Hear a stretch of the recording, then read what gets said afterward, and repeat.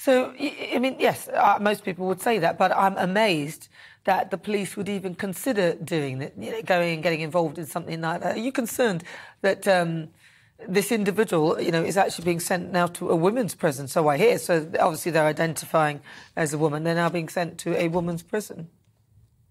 Yeah, it's deeply concerning what is actually happening. But going back to Sussex Police, you asked the question there, Nana, about what was happening there.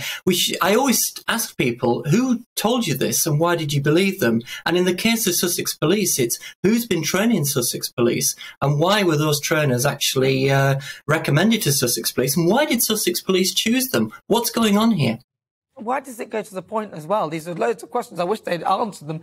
But then this individual is then being sent to a women's prison. This is because, right, I understand, gender pronouns, people want to be called he, she, whatever. I'll go along with that. That's fine.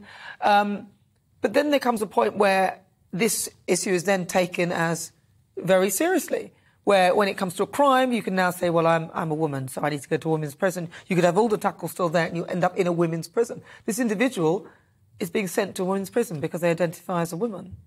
Is this going too far? Well, that's a big problem because it's how do we include trans women such as me in society in groups? Some women can choose whether to include or not. But when we're talking about women in prison can't choose who to include in their group. They're assigned to prison, and they can't say, well, I prefer not to share this space with this individual. Those women have no choice. And women in prison are among the most vulnerable groups in society.